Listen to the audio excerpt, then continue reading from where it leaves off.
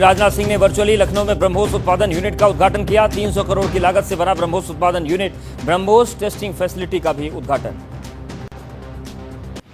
ब्रह्मोस उत्पादन यूनिट के उद्घाटन के बाद बोले राजनाथ सिंह, कहा ब्रह्मोस मिसाइल नहीं, एक मैसेज है जो दुश्मन को जवाब देती है। तेजी से अपनी ताकत का विस्तार कर रहा है भारत, हम दुनिया के ताकतवर देशों में एक। ऑपरेशन सिंदूर पर बोले रक्षा मंत्री राजनाथ सिंह, कहा सेना ने पहलगाम हमले का लिया बदला। पाकिस्तानी सेना के रावलपिंडी हेडक्वार्टर तक पहुंची भारतीय सेना की धमक, सेना के शौर्य को सलाम। सीएम योगी ने ऑपरेशन सिंदूर के लिए सेना, पीएम मोदी, रक्षा मंत्री राजनाथ सिंह को दी बधाई। कहा ऑपरेशन सिंदूर में ब्रह्मोस ने अपनी ताकत दिखाई। आतंकवाद को जब तक पूरी तरह से कुचल नहीं देंगे तब तक समस्या का समाधान नहीं होगा। ऑपरेशन सिंदूर को लेकर वायुसेना का बड़ा बयान, सोशल मीडिया पर जानकारी दी। कहा ऑपरेशन सिंदूर अभी जारी है। सीजफायर के बाद प्रधानमंत्री आवास पर बड़ी बैठक हुई। मीटिंग में रक्षा मंत्री राजनाथ सिंह और विदेश मंत्री एस जयशंकर समेत एनएसएस, सीडीएस और तीनों सेना प्रमुख मौजूद रहे। भारत पाकिस्तान के बीच सीजफायर के बाद सियासत हुई तेज। कपिल सिब्बल ने सर्वदलीय बैठक बुलाने की मांग की। कांग्रेस की ओर से सोशल मीडिया पर जारी किया गया इंदिरा गांधी का पोस्टर, लिखा साहस और संकल्प का दूसरा नाम श्रीमती इंदिरा गांधी। मध्य प्रदेश के पूर्व सीएम दिग्विजय सिंह ने कहा इंदिरा गांधी की तुलना किसी से नहीं की जा सकती। कांग्रेस की तरफ से तेज हुई ऑल पार्टी मीटिंग की मांग। सचिन पायलट ने कहा इतिहास में पहली बार हुआ कि सीजफायर की बात दो देशों के अलावा किसी और ने की। आरजेडी ने भी सीजफायर को लेकर ट्रंप की घोषणा पर सवाल खड़े किए हैं।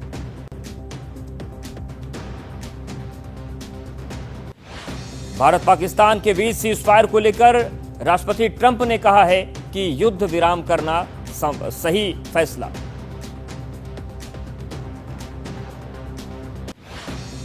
पाकिस्तान के पीएम शहबाज का एक और झूठ सामने आया। उन्होंने भारत पर कई आरोप मढ़े।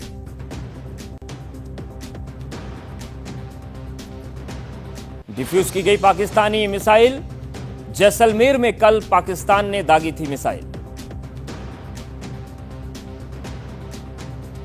राजस्थान के जैसलमेर में पाकिस्तानी मिसाइल को डिफ्यूज किया गया। वहीं घायलों से मिली महबूबा मुफ्ती। बेंगलुरु में ऑपरेशन सिंदूर के समर्थन में बीजेपी ने तिरंगा यात्रा का किया आयोजन। महाराष्ट्र के डिप्टी सीएम एकनाथ शिंदे ने कुत्ते से की पाकिस्तान की तुलना। कर्नाटक के विजयपुरा में ऑपरेशन सिंदूर के समर्थन में कांग्रेस ने निकाली तिरंगा यात्रा। पूरे सम्मान के साथ शहीद राइफलमैन सुनील कुमार का पार्थिव शरीर पहुंचा उनके गांव। लोगों ने नम आंखों से विदाई दी। एलओसी पर गुरुवार को शहीद जवान मुरली नायक के पैतृक गांव पहुंचकर आंध्र प्रदेश के उप मुख्यमंत्री पवन कल्याण और राज्य सरकार के मंत्री नारा लोकेश ने श्रद्धांजलि दी। राजौली के एडिशनल डीजीसी राजकुमार थापा को जम्मू में नम आंखों से आखिरी विदाई दी गई। जम्मू कश्मीर के राजौरी में शहीद राजकुमार थापा को एलजी मनोज सिन्हा ने श्रद्धांजलि दी। पाकिस्तान की तरफ से हुई गोलीबारी में शहीद हुए सूबेदार मेजर पवन कुमार का पार्थिव शरीर पहुंचा उनके पैतृक आवास।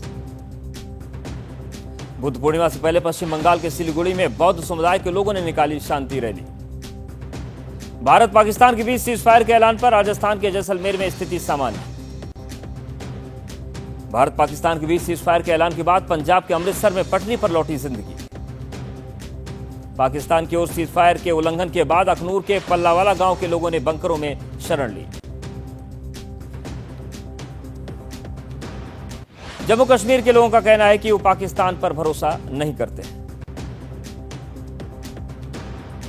जम्मू कश्मीर के उरी में सीमा से सटे इलाकों में रहने वाले लोग वापस अपने गांव लौटे। पंजाब के अमृतसर में श्री गुरु रामदास जी अंतर्राष्ट्रीय हवाई अड्डे के बाहर बढ़ाई गई सुरक्षा। फिरोजपुर के बॉर्डर इलाके में खेत से बरामद हुआ पाकिस्तानी ड्रोन और पिस्टल। भारत पाकिस्तान तनाव के बीच मुंबई में सिद्धिविनायक मंदिर में सुरक्षा व्यवस्था कड़ी की गई। सीजफायर के बाद अखनूर में 3 दिनों के बाद खुला बाजार, खरीदारी में जुटे लोग। भारत पाकिस्तान के बीच सीजफायर के फैसले से सड़कों पर वापस लौटी आम जिंदगी। ऑपरेशन सिंदूर के तहत भारत की पाकिस्तान की कार्रवाई से बलूचिस्तान के लोगों में खुशी। सीजफायर के बाद भी पंजाब के पठानकोट में सुरक्षा बल तैनात। जम्मू कश्मीर के रियासी में सलाल डैम के खोले गए गेट। चिनाब नदी में तेज बहाव के साथ बह रहा है पानी। दक्षिण कश्मीर के जिलों में राज्य जांच एजेंसी का सर्च ऑपरेशन जारी। भारत पाकिस्तान के तनाव के बीच उज्जैन के महाकालेश्वर मंदिर में विशेष आरती। अचानक पटना की सड़कों पर निरीक्षण के लिए निकले मुख्यमंत्री नीतीश कुमार। दानापुर से लेकर शिवालय के पास रेलवे ओवरब्रिज के पास बन रहे सड़क निर्माण कार्यों का जायजा लिया।